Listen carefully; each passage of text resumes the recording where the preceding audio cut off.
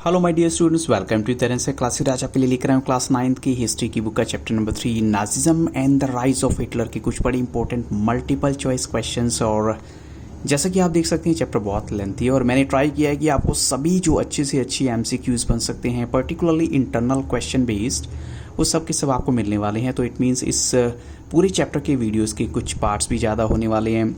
So let's look at the very first question. Here आपको बताना है how old was Helmut when he heard his parents talking very seriously or in a very serious tone। Option आपके सामने है 10 years old, 11 years old, 12 years old और 13 years old। तो हेलमत की as उस टाइम क्या थी? Yes, right answer is 11 years old। अब चलते हैं question number 2। Helmut's father was a, आपको बताना है हेलमत के पिता जो है वो क्या करते थे। ऑप्शन आपके सामने है physician, a lawyer, a businessman और ए ब्रोकर। और बच्चों यहाँ करेक्ट आंसर है आप फिजिशियन, यानी वो डॉक्टर थे। अब चलते हैं क्वेश्चन नंबर 3 के लिए। What was he talking to his wife, यानी आपको बताना है हेलमत के पापा अपनी वाइफ से, हेलमत की मदर से क्या बात कर रहे थे।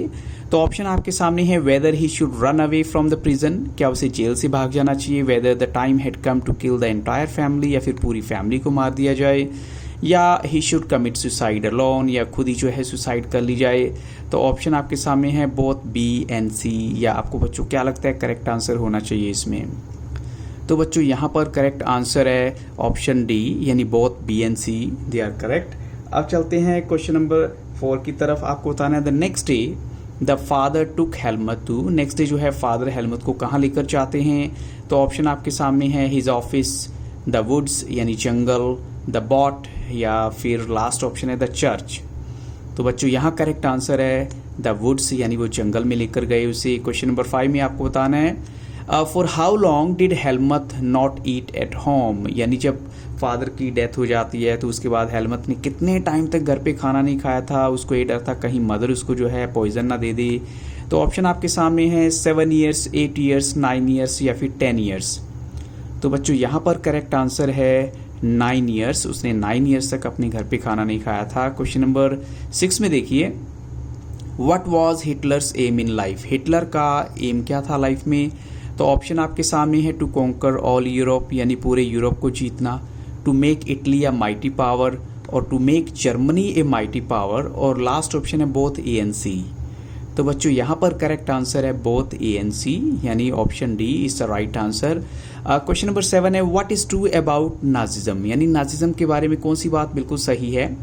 तो ऑप्शन है Nazism was not 1 or 2 isolated acts, और इट वॉज ए सिस्टम, और it was a structure of ideas about world and politics, या फिर हम कहें कि सभी के सभी ऑप्शन ही करेक्ट हैं।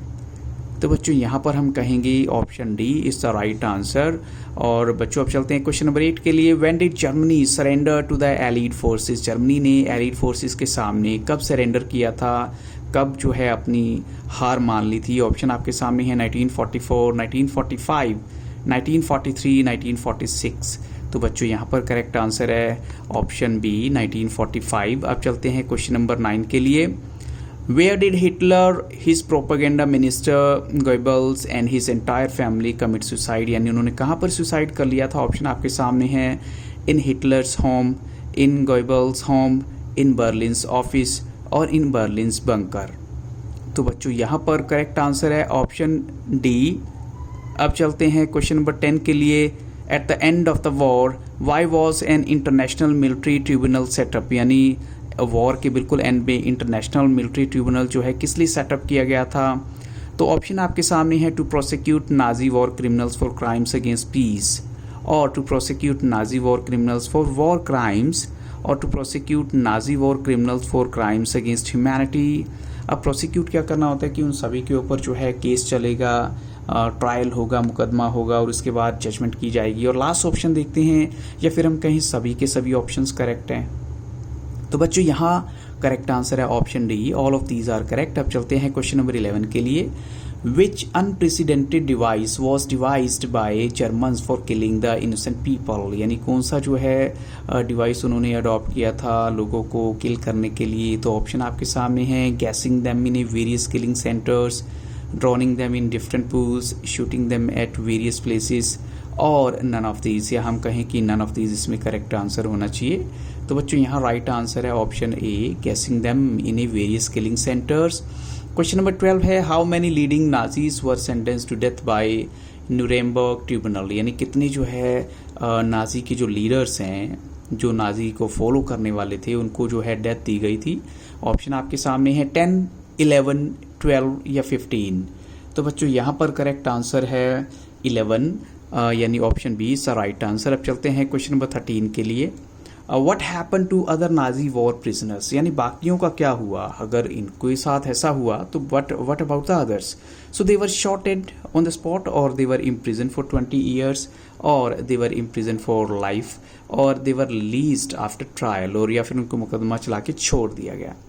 तो बच्चों यहाँ करेक्ट आंसर है option C, they were imprison for life, उनको पूरी लाइफ के लिए जेल में डाल दिया गया था। क्वेश्चन नंबर 15 है with home did Germany fight the first world war against the allies, किसके साथ जर्मनी ने मिलकर फर्स्ट वर्ल्ड वॉर लड़ी थी एलीज फोर्सेस के अगेंस्ट। ऑप्शन आपके सामने है बेल्जियम, यूएसए, ऑस्ट्रियन एम्पायर या फिर नन ऑफ दीज। तो बच्चों यहाँ पर करेक्ट आंसर है ऑस्ट्रियन एम्पायर। और बच्चों नेक्स्ट क्वेश्चन पर बढ़ने से पहले इतना कहूँगा, अगर अभी तक आपने मेरे चैनल की प्लेलिस्ट को विजिट नहीं किया तो जरूर कीजिएगा, वहाँ पर आपको क्लास 9th की इंग्लिश का भी कंप्लीट डाटा मिल जाएगा। क्वेश्चन नंबर 15 है how did Germany make initial gains in the first world war, Germany ने स्टार्टिंग में ही कुछ गेन्स कैसे ले लिए थे वर्ल्ड वॉर में। तो by occupying France and Belgium, और by occupying France and Russia, और by occupying Russia and Indonesia, और नन ऑफ दीज, और या फिर none of these right answer होना चाहिए बच्चों। तो यहाँ करेक्ट आंसर है option A, by occupying France and Belgium, यानी कुछ हिस्सा जो है इनका जर्मनी ने अपने कंट्रोल में ले लिया था। अब चलते हैं क्वेश्चन नंबर 16 के लिए। When was Germany defeated in the first world war, आपको बताना है जर्मनी की डिफीट कब हुई थी फर्स्ट वर्ल्ड वॉर में। तो ऑप्शन आपके सामने है इन नवंबर 1917, इन 1918, इन नवंबर 1918 या फिर इन अक्टूबर 1917। तो बच्चों यहाँ करेक्ट आंसर है ऑप्शन सी, इन नवंबर 1918, जब जर्मनी जो है पूरी तरह से डिफीट हो चुका था, जर्मनी ने सरेंडर कर दिया, हार मान ली थी। और क्वेश्चन नंबर 17 है when did US enter in the first world war, US की एंट्री फर्स्ट वर्ल्ड वॉर में कब होती है। तो ऑप्शन आपके सामने है 1916, 1917, 1918 या फिर 1919। तो बच्चों यहाँ पर करेक्ट आंसर है option B, 1970 is the right answer. अब चलते हैं क्वेश्चन नंबर 18 के लिए।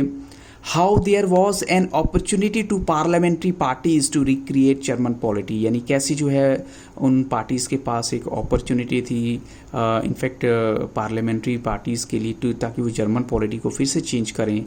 तो ऑप्शन है defeat of the imperial Germany, या फिर the abdication of the emperor हुआ, या फिर ओनली ए, या फिर हम कहें both A and B are correct. तो बच्चों आपको क्या लगता है राइट आंसर होना चाहिए जब उनको मौका मिला, इसका मतलब क्या है, the right answer is both A and B. अब चलते हैं क्वेश्चन नंबर 19 के लिए। What did the national assembly do after meeting at Weimar, यानी नेशनल असेंबली जब मिली वो आपस में वीमर में, तो उन्होंने क्या किया। ऑप्शन आपके सामने है they plan to establish a new culture for Germany, established a monarchy institutions with a federal structure, or established a democratic institution with a federal structure, और all of these, या फिर आपको लगता है कि सभी आंसर करेक्ट हैं। तो बच्चों यहाँ पर करेक्ट आंसर है option C, established a democratic institution with a federal structure। तो बच्चों इन्हीं क्वेश्चंस के साथ इस वीडियो को यहाँ स्टॉप करूँगा। So thank you really very much for watching Tarun sir classes, but don't forget to wait for the next video which is about to come very soon. So have a very nice day.